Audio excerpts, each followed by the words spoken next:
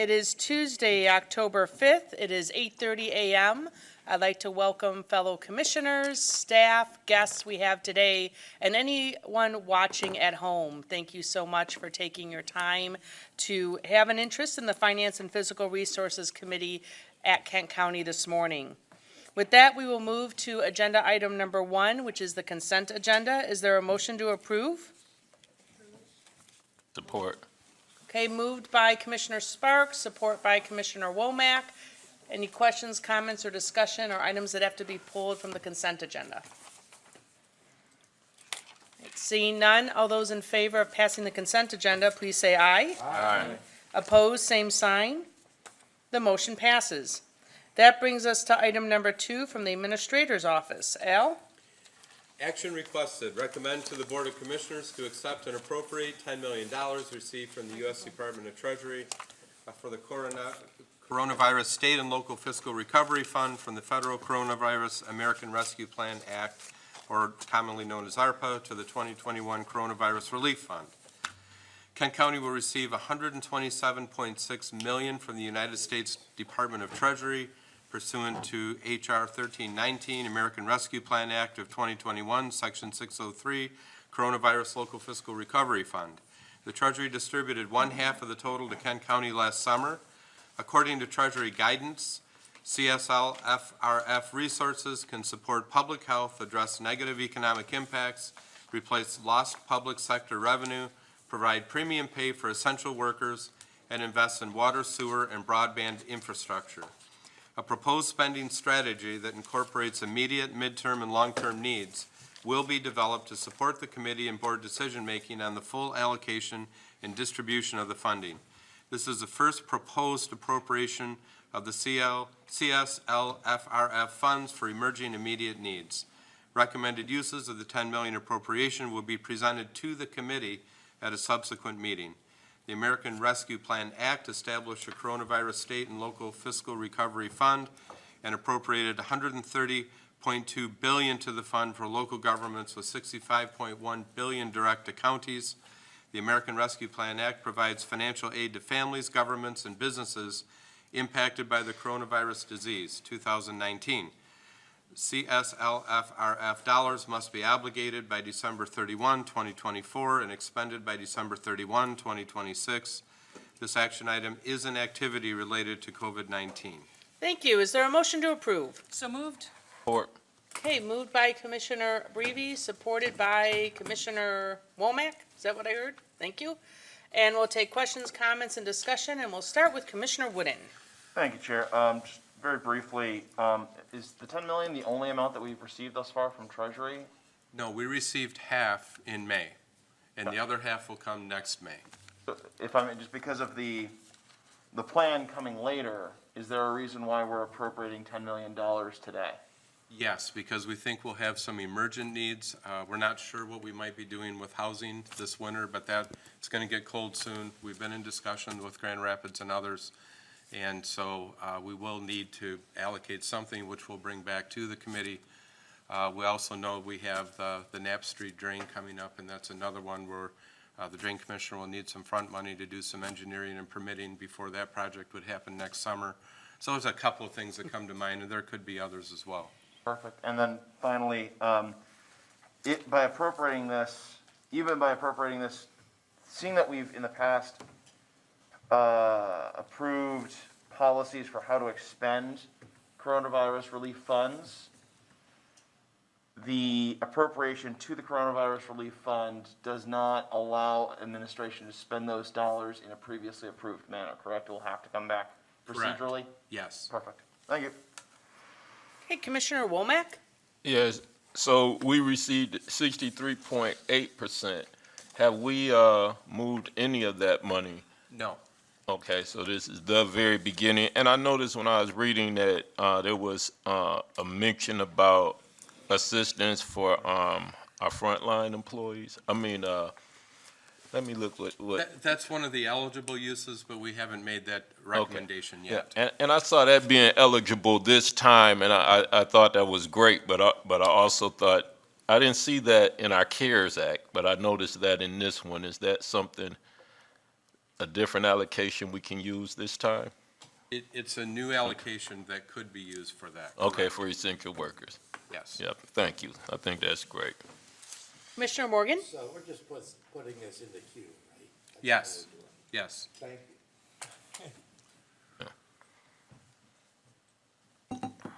Anyone else? All right, seeing no other comments or questions at this time, we'll take a vote. All those in favor, please say aye. Aye. Opposed, same sign. That motion passes. That brings us to item number 3 from the Administrator's Office. Al? Yes, action requested. Recommend to the Board of Commissioners to authorize Kent County to submit a Phase 1 application to the Economic Development Administration Build Back Better Regional Challenge for a West Michigan Outdoor Recreation Regional Growth Cluster proposal.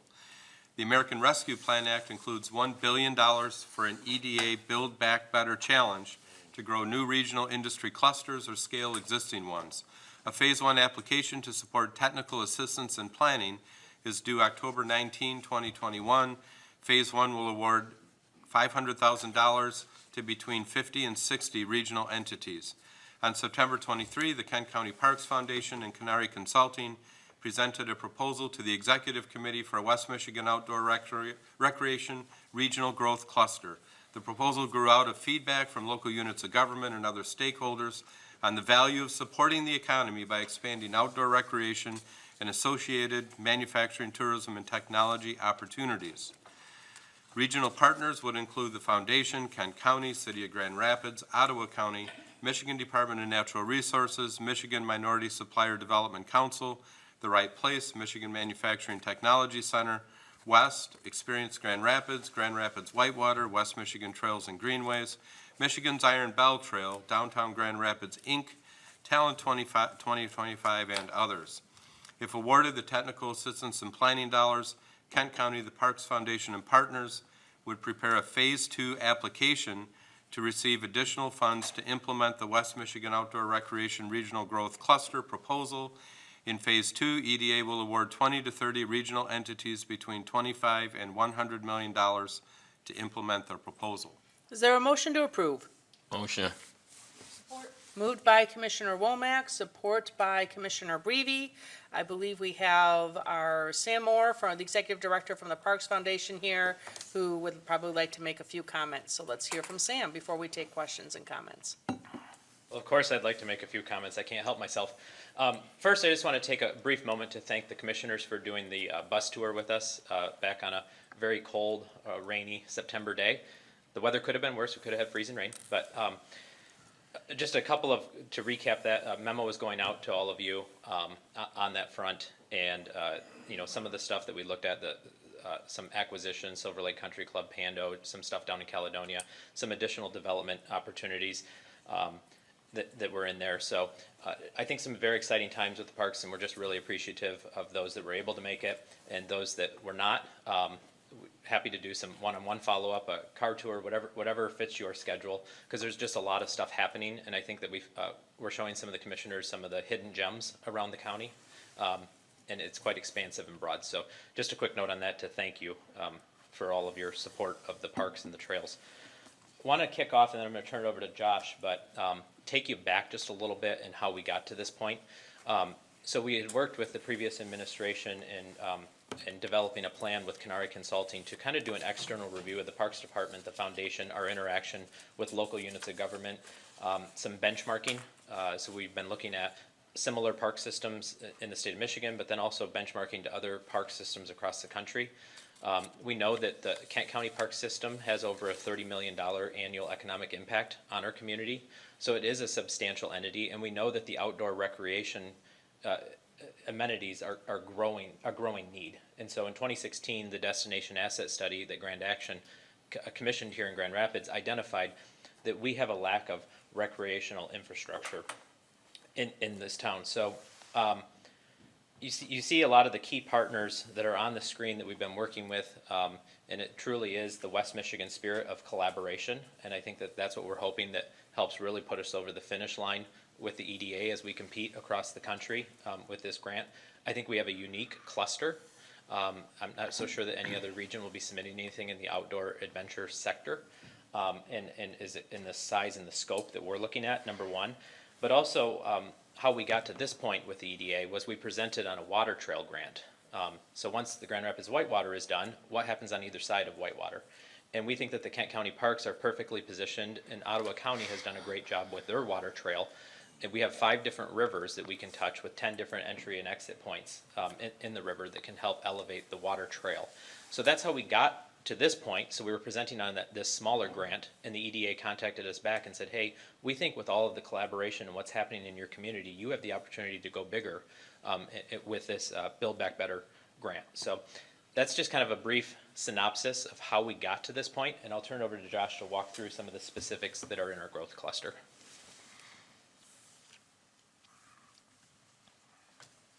Thank you. So I am Josh Spencer, Vice President with Canary Consulting, and it's been a pleasure to work with the Kent County Parks Foundation and Kent County Parks Department.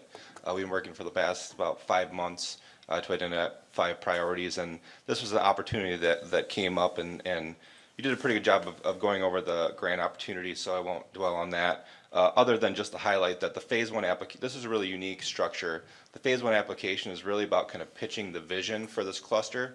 And the grant gives you an opportunity to complete some planning steps to finalize what your projects ultimately are going to look like, up to 8 different components.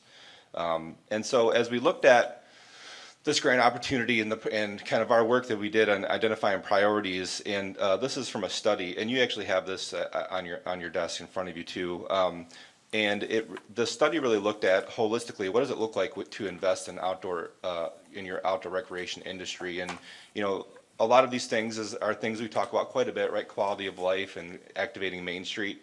But the 2 parts that I think have been underemphasized, but are strengths of this region, are the entrepreneurs and talent and gear manufacturing, and that's the things that the EDA would be most excited about. So that kind of emerged as we went through this, and you'll kind of see that as we go through. So you think about our strategy, which really does follow that study and other kind of leading studies around this area. And the first thing in all of them is infrastructure. If you don't have the infrastructure in place, then you can't build that culture of outdoor recreation. You won't attract and build those kind of businesses that create those kind of products. It's a big kind of employee talent and resident talent and retention, recruitment and retention. So that's number 1 on almost all the different studies. Number 2 is kind of consumer product research, design, and manufacturing. So not just the manufacturing piece, which is important, but also the design, which we have a lot here. Even some of the companies that actually do make these products here, a lot of their design and research and design functions are here, and some of their manufacturing is elsewhere. So it's really a stronghold here. And so looking at how do we grow those kind of businesses and grow jobs. Technology, innovation, entrepreneurship, and starting to get new businesses started in this industry, as well as workforce development, ensuring there's a healthy pipeline. So I'm going to fly through the case pretty quickly. These are things that is pretty known by most, but really our case is that the Michigan outdoor recreation industry is large. It's the 13th largest in the United States, and the West Michigan kind of outdoor recreation space is very large and has a large impact, and we have data to back that up. But there is more that could be done. Certainly when you look at the manufacturing piece in Michigan, so we have this big outdoor recreation space, and we're purchasing a lot of these products, but we're not making a lot of them here. And you look at we have the lowest employment in this area in the entire Midwest. So how do we kind of increase that? And you look at the average, how much it has grown in 4 years prior to COVID, and what the average salary is in this industry, and it's pretty attractive, to grow more of those jobs. Which is surprising, right? Because we make stuff in Michigan and we make stuff in West Michigan. So how come these 2 things aren't kind of converging? And so that's really the opportunity. I guess, in some ways it is. So we've identified 61 manufacturers in the Ottawa County and Kent County area that do make these products. Now that's a very small percentage of the overall kind of manufacturing in the area, but it is a cluster that exists that we can invest in and grow. I guess finally on the case side, before we get into the components, is that when you look at outdoor recreation as compared to other industries in our country that we focus a lot about, it dwarfs those different industries. So our contention is that this is a growing industry that we can take advantage of here in the region. So you look at the different elements. So the first one is the Grand River Greenway that has a couple different things, and I'm gonna highlight a couple after the slide. So the first side is kind of Riverside Park. So you think about that water trail, and we've identified two projects that are kind of the bookend of that water trail, one being at Thornapple Riverbend Park and one in Ottawa Sands in Ottawa County. Sam already mentioned the water trails. I'll show a map here in a minute, and we have some non-motorized trails that would be part of this along the Grand River watershed, which Sam also mentioned. One of them that he didn't mention was the Bass River State Recreation Area in Ottawa County, and then we have the river edges and then Grand Rapids to Lowell Trail. So you have this map on the back of that packet that I put in front of you. If you want to see the map of the proposed water trail and all the access points, as Sam said, there's 10 of them proposed, all within county parks and touching 5 different rivers in Kent County. And then you look at the Grand Rapids to Lowell Trail, and this has been a priority for a lot of the trails groups in the region, but it is difficult to complete. So using these funds to complete this would complete a critical connector and connect to trails that go into Ottawa County, as well as the state's working on bringing trails in from the east into Kent County. So it has a larger kind of network that it's connecting to. So the Grand River Restoration Project would be a component of this, and I think everybody kind of knows about that one, so I'll kind of not talk too much about that. The Grand River Cable Car is another one that we identified. There's been 2 planning studies done for this. Additional planning would be needed to test kind of its feasibility and what the proper ownership structure and those kind of things would be, and what the proper route is. So that would be another component. Consumer product research, design, and manufacturing. So again, these are the different partners listed on the screen here who are partnering on this. And again, we're asking the question, how do we support the existing businesses in this area, and how do we grow them? And so that'll be a part of this, certainly. And you look at the entrepreneurship and innovation, and GVSU has joined this and leading this, and we didn't realize that they've actually already helped a lot of entrepreneurs in this space start businesses, and looking at building out a maker space, kind of an innovation hub that also potentially would co-locate R&D entities from the region as well in that same space.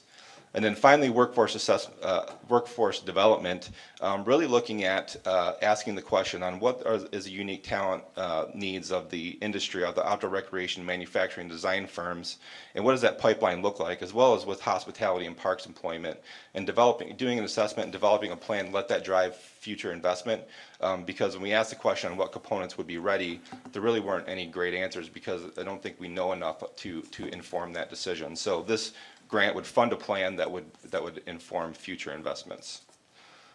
So I know I walked through that really quickly, so I'm happy to take any questions, or if you have any questions for Sam, or if you have more. I just had one other quick comment. Now that I know you can get through this presentation really quickly, I'm going to hold you to that for the future presentations.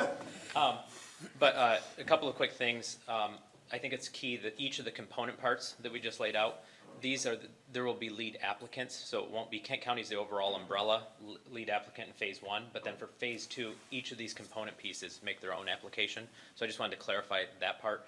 And then I just also wanted to thank Al and Jenny from the staff for pulling all of this together and making it really accessible that we have an opportunity to apply for this. And then Dan wished he could be here, but he is out with a little bit of a head cold, and so he's steering clear. But so I just wanted to mention that Dan has been involved with this every step of the way and a key driver in this. So with that. All right, how about questions, comments, and discussion?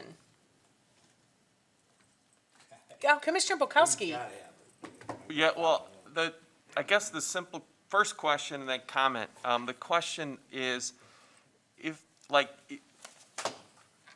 if we approve this today, do all the parts and pieces get approved? I mean, there are some parts and pieces that I may not enjoy and may not want to enjoy in the future, but what are we approving today to say, well, you approved that back in October of '21? Yeah, so how the grant works is you actually are not approving each of those individual components. Through the phase 1 planning, that could certainly change on what components are actually put forward in phase 2, which are all submitted separately to the EDA as components. So there's more planning to do there on the individual components. Phase 1 is really about pitching kind of the vision and strategy around the cluster and laying out what our planning steps are to get to the point where we're ready to say, yes, this is an important component, or this is a component we have to make these changes, or we're not pursuing this at all. All right.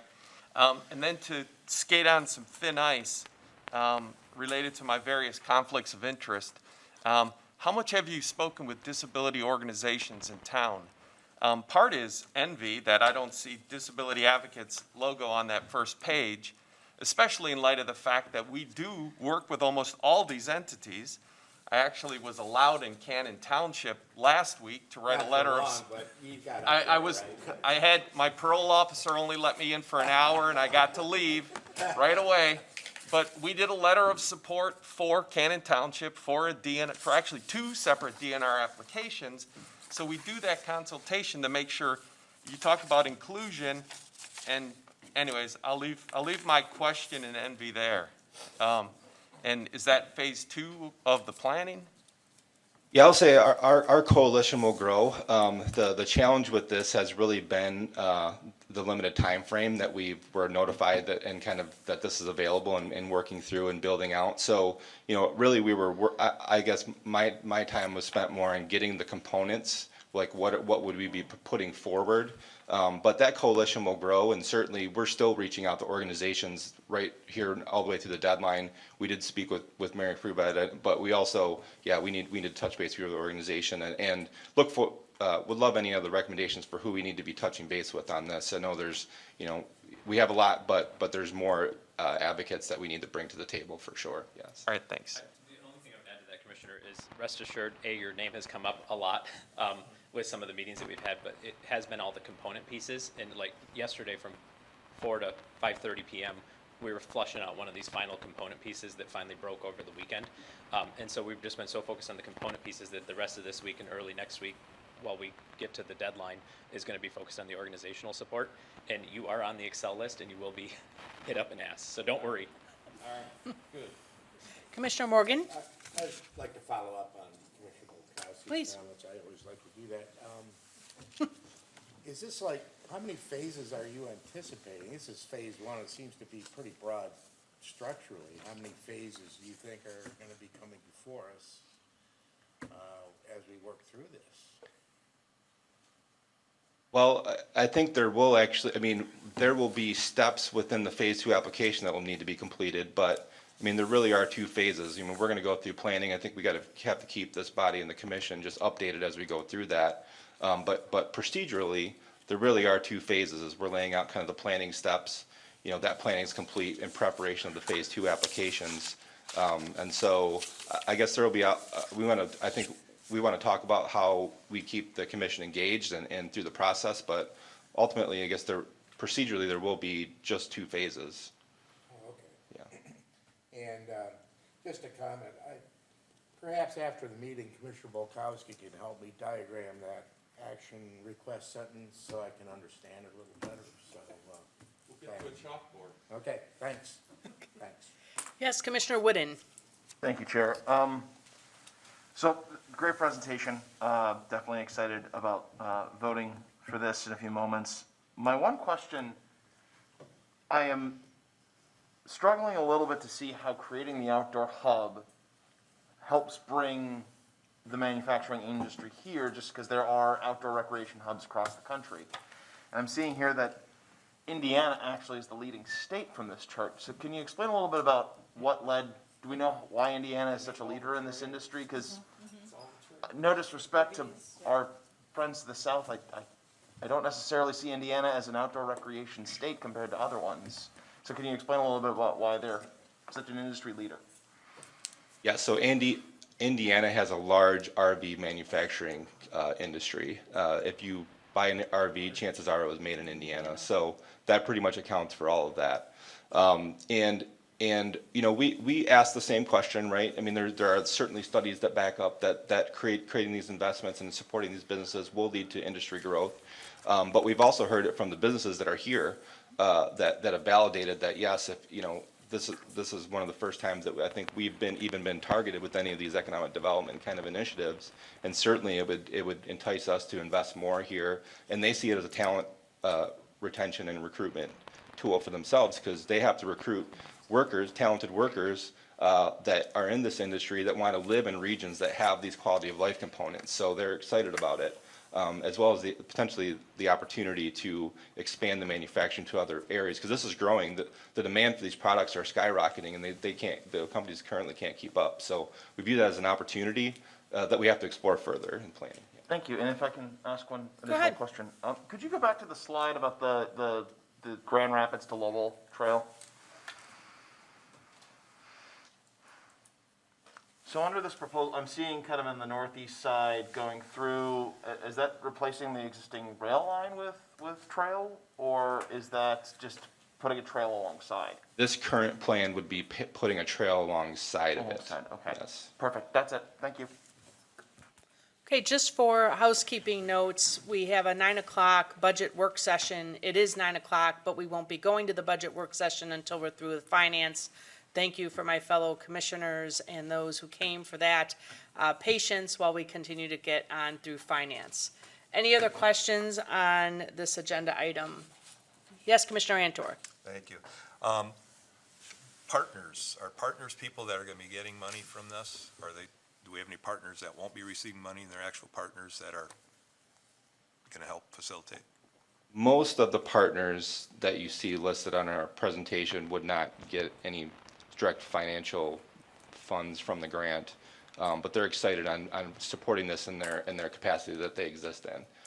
So it really will be the organizations that are delivering services or directly implementing an aspect of the projects that we're proposing. You have a list of the partners that would be receiving? I would, as we know now. Now that's the thing about this, is like the planning could shift those, but I guess as we know right now, we could give you how we think that would be, but That'd be fine. that's how it's unique, is we're really not laying that out in the phase one application as part of that. So that's where, some discussions have to be had, but yeah. There's a lot of questions though, so, Sam, you can get me that later. That'd be fine. All right, thank you. And just to be clear, is it the EDA that would allocate additional funding, or is it Kent County that would be awarded the grant, and then we would be allocating additional funding? If awarded. So it can be structured a couple different ways, actually. So it really, that's part of the planning, is what the preference of this body is and the commission is. You could get the funds and subgrant them to the components. More than likely, the EDA is going to prefer that the individual components apply directly to the EDA, and they're kind of the phase two grantees, and they administer the grant and they're responsible for it. The Kent County has to still kind of oversee all of it, but that way it's not passing through you and you're accountable for that. So I think that's how in the notice of funding, that's how they prefer it, but they do leave it open for other types of arrangements that we could talk about in the planning phase, yeah. Okay, anyone else? Just, Yes, Commissioner Morgan. just to be clear, the fiduciary is gonna be the EDA in this? So, no, the phase one fiduciary would be Kent County. So all the funds for phase one would come to Kent County that you distribute, So if we're the fiduciary, then we have responsibilities. right? Exactly, yeah. So it's gonna come back before us. For the planning phase, yes, we'll receive the money and expend the money for the planning phase. And then for the next phase, which will actually be carrying out the plan, it could be the county and then distributing it to the components, or it could be each component applying on their own to the EDA and getting the money. It sounds like Josh thinks that would be preferable to the EDA. We'll have to see where that turns out. But in that case, we wouldn't be the fiduciary for the funds that they individually apply for in phase two. They would be the fiduciary in that case of their own smaller piece of the pie. So this amount, this 25 to 100 million, is the total amount that these projects would get. Is that correct? Or is that just the total amount for phase one? Nope, that's the 25 to 75 up to 100 million is the phase two. The phase one amount is up to $500,000. Okay. Yeah. Maximum 500, yeah. Right, and that's for the planning, and that's what we're approving with this. But they just put on the radar that down the road, it could end up between 25 and 100 million for Exactly. implementation. Correct. And the EDA plans to walk hand in hand through that process as well to inform how that moves forward. Hey, anyone else? All right, seeing no other questions, all those in favor, please say aye. Aye. Opposed, same sign. That motion passes. That brings us to item number 4 from the Administrator's Office. Al? Action requested, recommend to the Board of Commissioners to amend the 2021 Ready by 5 Early Childhood Millage allocation to include program evaluation services. First Steps Kent administers the Ready by 5 millage and contracts with agencies that provide services and programming. The 2021 Ready by 5 Early Childhood Millage allocation was approved via Board Resolution 12-3-20-129.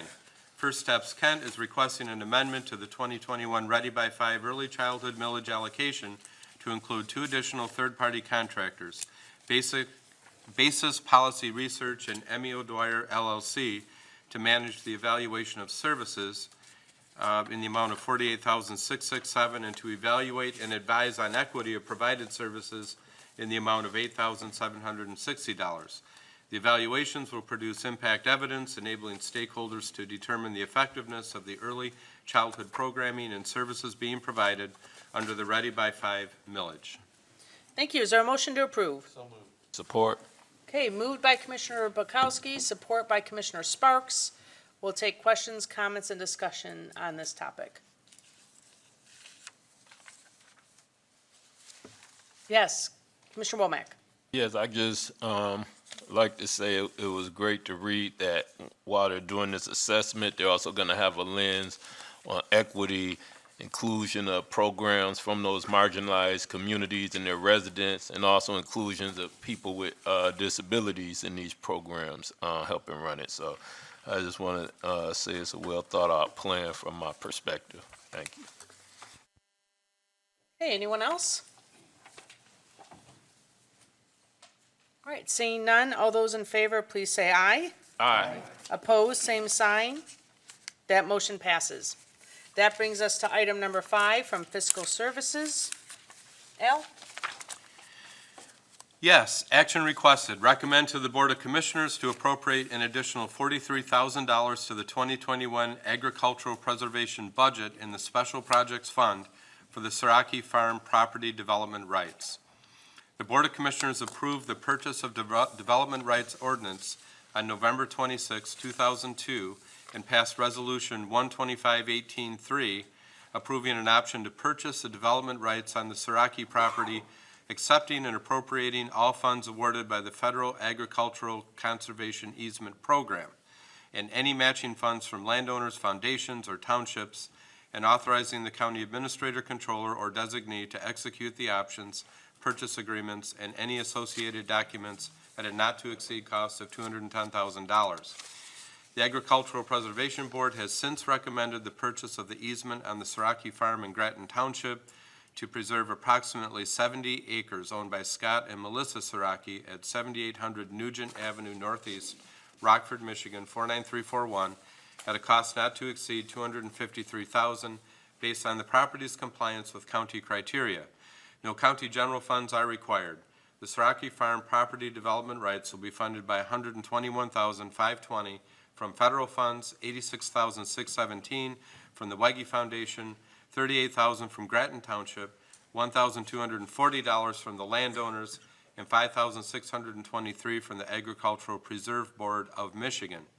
An additional $43,000 appropriation is being requested, bringing the total appropriation to $253,000.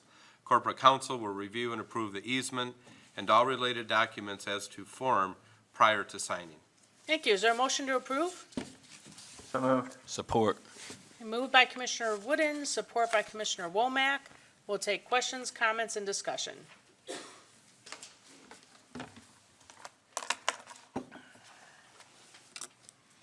Who do we have that's going to answer questions? Yeah. Who do we have that's going to answer questions? Who's going to take the lead from Who's staff? going to take the questions? Matt Chaney. Okay, Matt, come on up. Commissioner Breve? Thank you, Chair. Could you just confirm where the $43,000 the appropriation is coming from? There are a few sources. The biggest of them is from the Grattan Township grant we received. That's $38,000 right there. And then there's from the landowners themselves, which was not appropriated originally. And then 5,623 from the Agricultural Preservation Board of Michigan. So they're all donations from townships, landowners, and other preservation groups. Commissioner Morgan? Yeah, just for my clarification, there was a couple proposals on land preservations in, I think, Sparta and Grattan Township. Did they pass? I didn't even know. I'm not aware of those, but I'd be happy to research them and get back to you. All right. Okay, thanks. Hey, Matt, while you're up there, we can confirm that there's no oil drilling type of arrangement on this property, correct? Correct. They hold all the easement rights. And what are they farming now? Currently, they are farming corn and soybean. And then just to be clear, going forward, the land just has to be tilled and prepared for farming, but it doesn't necessarily mean it will be farmed, but it has to be tilled, is that correct? Yeah, we're fairly agnostic to what's grown on there. We don't want to overprescribe what the business, rights are, but we do need to maintain a ready state. Right, so that's 30 years from now, 40 years from now, 50 years from now, 100 years from now. That's always the case with this property, is that correct? Yes, ma'am. Okay, because it is in perpetuity, it doesn't end. Unless if there is, I think, eminent domain, is that right, Linda? There are very specific ways, but we'd have to get federal approval because of the funding that comes from the feds. So if, arguably, it is possible that the feds would release the easement under some circumstances. I've never seen it. Okay. All right, anyone else? Yes, Commissioner Antor. Thank you, Chair. Yeah, I just also want to note that if the property was sold Hit your or button. developed, it's on, sorry. Just lean in a little bit more. If the property was sold, it would be in perpetuity as well. You can't go back and re-own it, resell it, you know what I mean? So it's one-time deal either way.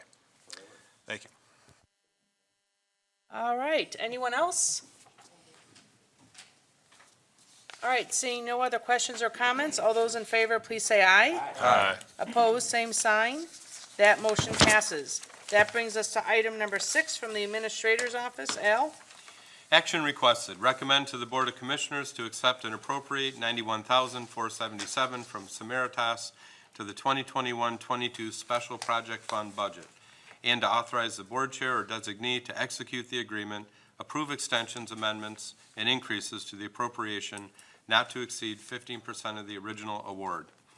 Kent County Gateways for Growth Steering Committee, comprised of representatives from the City of Grand Rapids, Kent County, West Michigan Hispanic Chamber of Commerce, Grand Rapids Chamber of Commerce, and Samaritas, is contracting a Welcome Plan Coordinator to facilitate implementation of the Kent County Welcome Plan.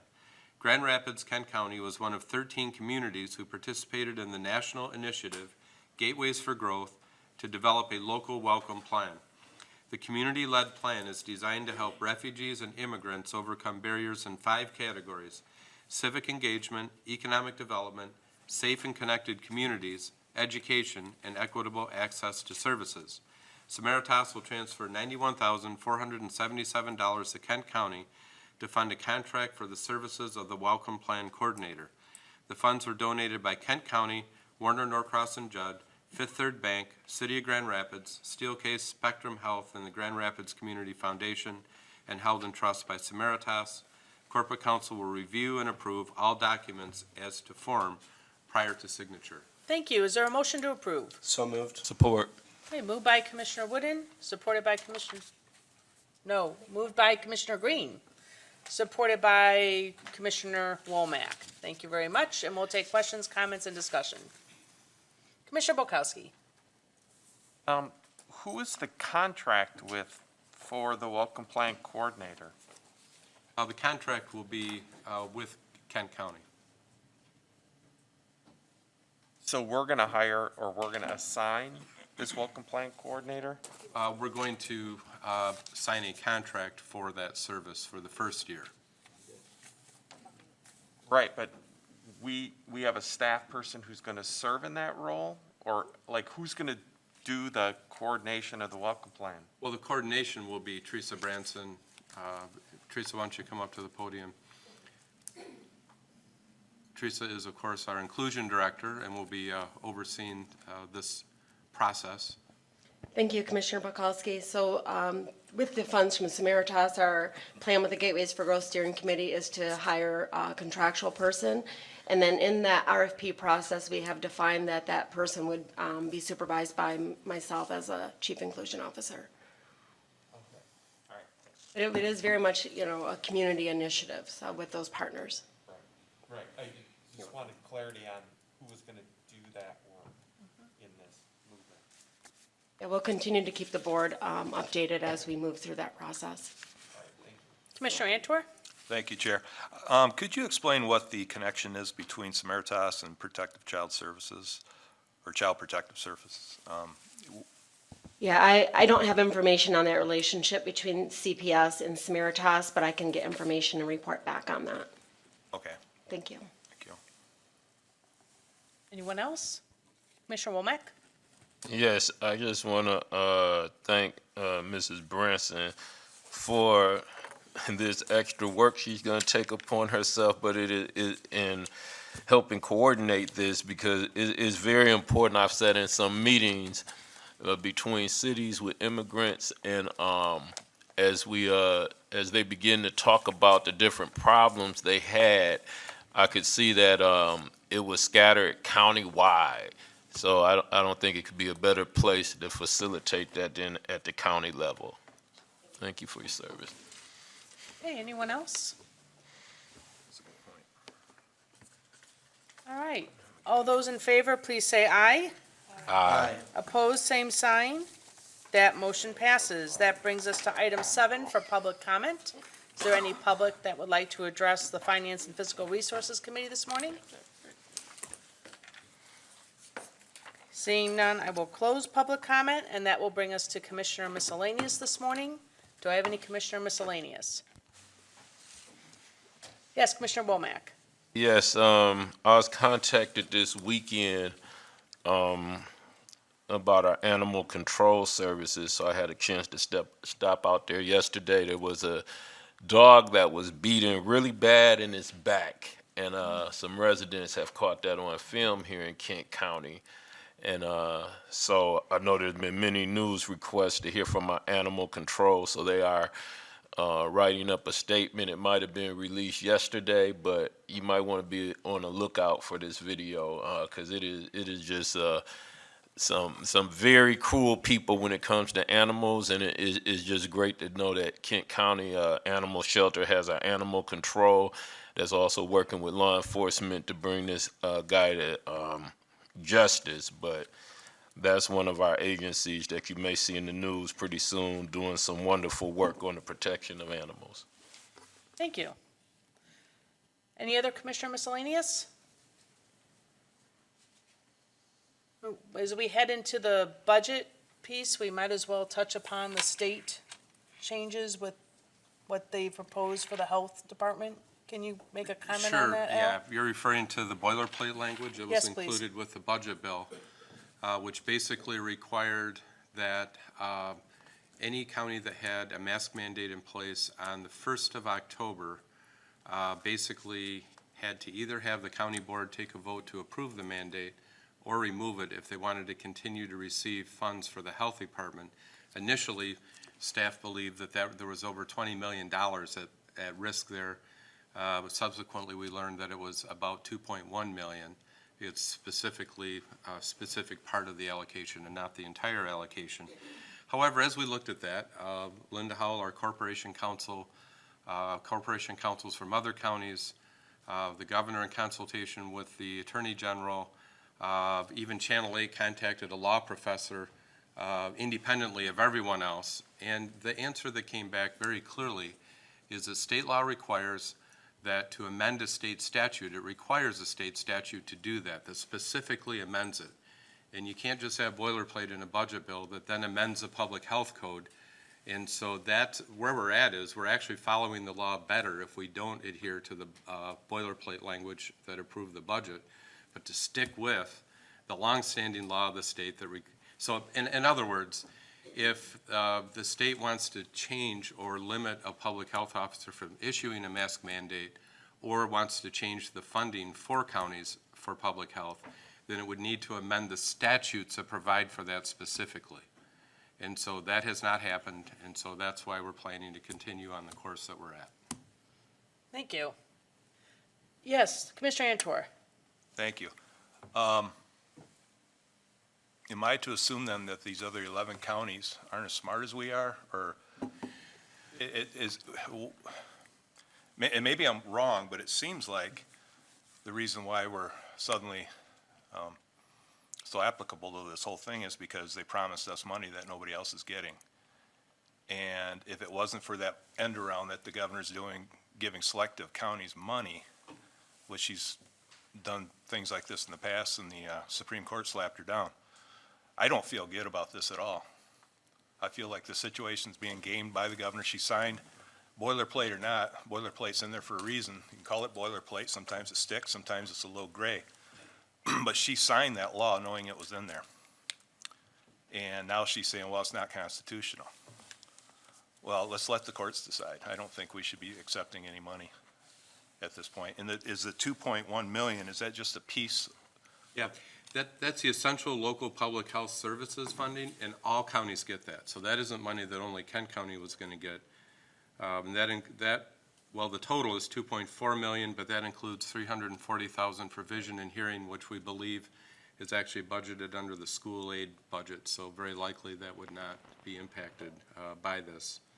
But the money we get from the state for our health department doesn't come in one fell swoop. It comes every month. Every month. Yes. 1/12 each month for a year, yes. So are we expecting to get, even though we're not going to rescind that ban, you're expecting to get that money every month? Yes, we are. The governor has said that she will authorize payment of the money. And these other counties won't be getting that money? Now, I really can't speak for what other counties are doing, but the research that we did yesterday indicated that there's 45 health departments in Michigan. Now, there's 83 counties, so obviously there's some that are over multiple counties. And that of that, 15 had mask mandates, and of those, 4 had withdrawn.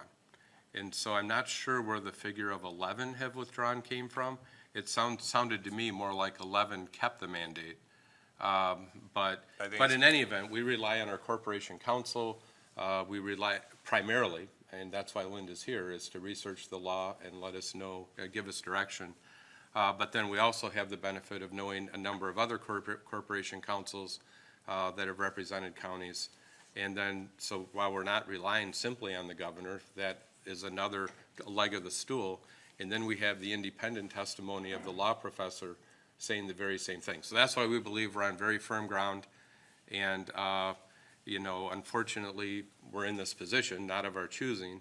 And as to, somebody would need to file in court. So I imagine that if somebody wanted to prevent the governor from making the allocation, they would need to file an injunction before she does it, or a lawsuit. I'm not aware at this point that any lawsuits have been filed. Well, she did this in the dead of the night. I think the money came so fast, I mean, our heads were spinning. It's like, wow, in this law professor, I don't know.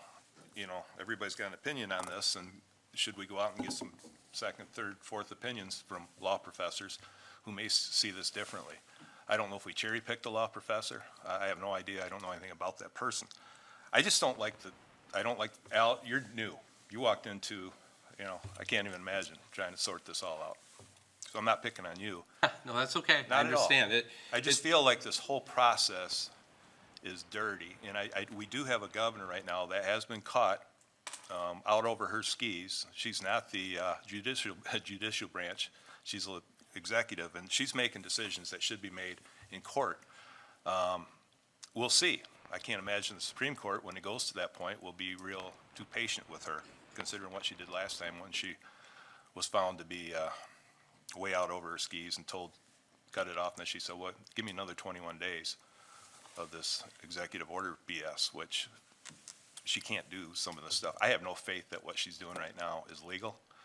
I think we certainly can't decide. It's got to be decided in the court. Our corporate counsel can't make that decision because, she could give her recommendations, just like anybody can. But I just don't feel right about this, picking winners and losers. Okay, Commissioner Wooden? Thank you, Chair. I'm recalling one of my favorite quotes from a similar wonk like myself, Senator Danny Patrick Moynihan, though he was a lot smarter and more prominent than I'll ever be. But he said, you're entitled to your own opinions, but you're not entitled to your own facts. And the fact is, Boilerplate language has been ruled unenforceable by previous administrations. The same thing occurred in the Snyder administration, where boilerplate language was inserted, the budget was approved, and it was deemed unenforceable. This has happened previously, it will happen in the future. And, we, in consultation with the governor's office, the attorney general's office, the independent counsel from Wood TV8, and our own counsel have reviewed, again, that Tom, let Commissioner Wooden have his comment. Thank you, Chair. The fact of the matter is, you cannot change statute through boilerplate language through the budget. You just can't. And that means that if we want to change the law, or if the state wants to change the law, I would suggest they change the public health code, not try to insert boilerplate language and create confusion. So, I appreciate the thoughts and the diligence from our counsel's office, from administration, so that we can ensure that the funding that we do get from the state continues to come in. Thank you. Commissioner Womack?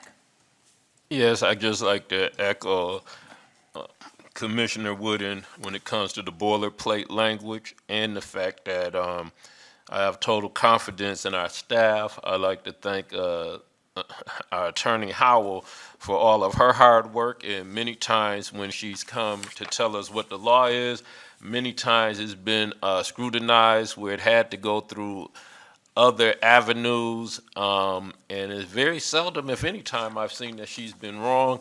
I also like to thank Al for his service, and he has been a administrator as he transfers over to Kent County, so being an administrator in the same state, he's been on top of things, and just once again want to thank our staff and everybody that's working on this, and thank them that we're in the middle of some controversial things that sometimes fall upon partisan lines, but our staff has been nonpartisan. They're coming back with information, the law, and guiding us that we are structurally within our legal rights on everything that happens, regardless of, there's always going to be two sides of any issue, but they're doing a great job on making sure whatever route we take, we're within legal standing. So just want to recognize that and thank them.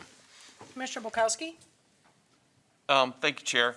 Yeah, I'm going to go back out on some thin ice today, because the thin ice that I go out on is my law school education. I don't practice law, but I still am a member of the bar, and I almost want to call up Commissioner Steck, who smiles in the audience, because he knows way better than me how this works. But how the courts work is you have to have a controversy that somebody with standing brings the issue forward. The courts don't go through the budget or a bill and say, this is legal, this isn't legal. They only do that when somebody makes the allegation, this is not legal. And then you have two parties and they hash it out. And yes, the current governor has had issues with the court where her actions have been found illegal. A previous governor continues to have issues concerning decisions related to the city of Flint. We can just keep dredging all this stuff up, but the reality is today that there was not a dirty process in Kent County. Our health director followed state law to the T, issued a valid health order concerning our children. And if somebody has an issue with that, they can file a lawsuit. They don't have to wait bring it to the Kent County Circuit Courts across the street. If you have standing, plenty of people allegedly have standing because we get tons of emails from parents. Sue our health director, as opposed to all this other stuff and Chair, these issues about calling things dirty, making fun of TV8 with some bombacity. That is not required in this process. If we want to put the law in front of us, as our administrator did, as our corporate counsel did, and they made the opinions that Kent County is going to follow, that's what I want to continue doing. So let's keep that in front of us. Let's try to keep the emotions down. And then if there are issues for the court to sort out, we got plenty of judges across the street and then appellate people next door, and the Supreme Court's in Lansing. Let the process work itself out. But today, I continue to believe The process was 100% valid, and I continue to support our health department in enforcing that order. Okay, anyone else for miscellaneous? Okay, one more time, Commissioner Antor. Okay. Yeah, we're giving all this credit to all these wonderful organizations. Everything's just above board. Everybody's doing a great job. We go to the CDC for the recommendations. The health department, what are they doing to keep us healthy? Well, let's actually go to history, okay? What has the CDC and our health department said since day one? We need to put masks on everybody, vaccinate. Oh my gosh, we got to vaccinate. We got to do other stuff. We got to definitely social distance. Stay the heck away from people, and do not, under any circumstances, go near old people, especially old people with underlying issues. So our CDC, state health department, apparently our local health department, they decided it's a good idea to put sick COVID patients into nursing homes, which goes against every tenet of just common sense. We did just the opposite of what they recommend ad nauseum. Just the opposite. 3 states did it. 4, New Jersey, Pennsylvania, Michigan, and New York. What happened?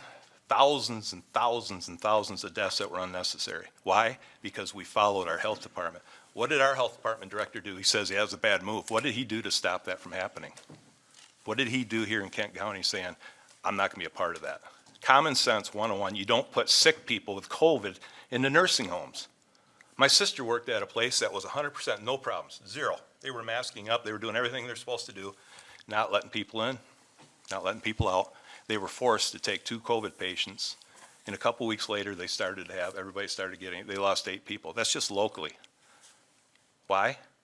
Because they were forced to take COVID patients, and yet we're taking the CDC and their leadership seriously after that? We're taking the health department seriously after that? Are you kidding me? Look at all the other stuff that's come out of this. Look at all these emails that have been going back and forth with our health department and KISD. Who's going to follow up on that? Wood TV? Fox? Channel 13? None of them. Why? Because they're all in it. They want to advance the narrative. Look at the stuff that's taken place under our purview, and nobody's saying boo because we're afraid to. We get a health department director saying he's getting threats on his life and his kids and his whole family. And now we're getting calls from across the country saying, shame on you for trying to take masks off kids when your health department director is getting threats. All I wanted to know is, where are these threats coming from? I think we should demand, did these threats actually happen? I got threats. I turned them over to Kent County Sheriff's Department, as any reasonable person would do, especially when dealing with kids. So are we going to sit here and just give everybody a pass? Are we going to question our health department director for allowing sick people into frickin' nursing homes? Are you kidding me? That doesn't work in anybody's world. It's ridiculous. When are we going to finally call out the obvious? There's a 1,000-pound gorilla in this room, and we're nitpicking little things because of whatever. Yeah, we're getting dirty money. Absolutely. Why? These other counties, they're not as smart as us, the ones that are rescinding their bans. Why did she get us the money overnight that quickly? Well, I think she didn't want anybody to challenge her because she's probably going to find out in court that what she's doing is illegal. So I guess we should take a wait and see, but to sit back and do nothing is not acceptable. To trust this governor? Are you kidding me? Commissioner Antor. No, I'm sorry. This is my moment. I'm just saying, I am so sick of this BS and everybody covering for our governor to bring up our past governor, the stuff in Flint. Jeez, give me a Motion to adjourn, Madam Chair. Oh, jeez, get off yourself. Hang on. Any other miscellaneous? Do we have any other miscellaneous? All right, from here, we will adjourn and we will go to our work session on the budget.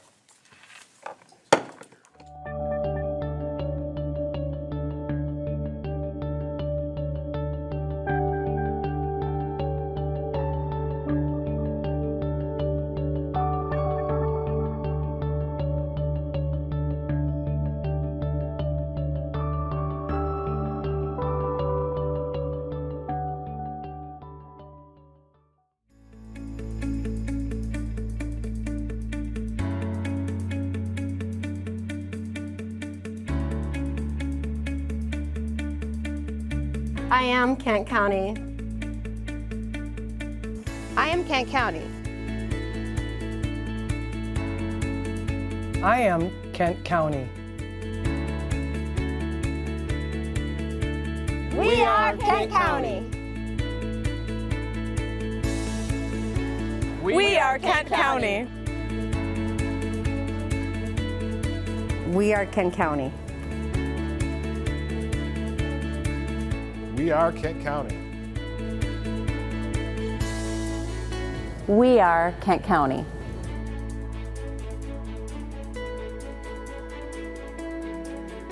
We are Kent County.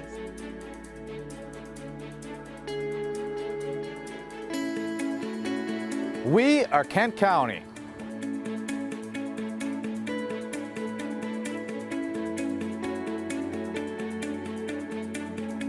Bayard, Kent County.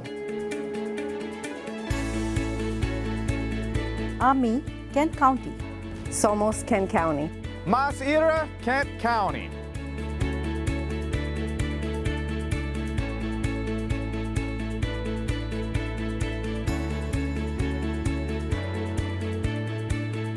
We are Kent County. We are Kent County. We are Kent County.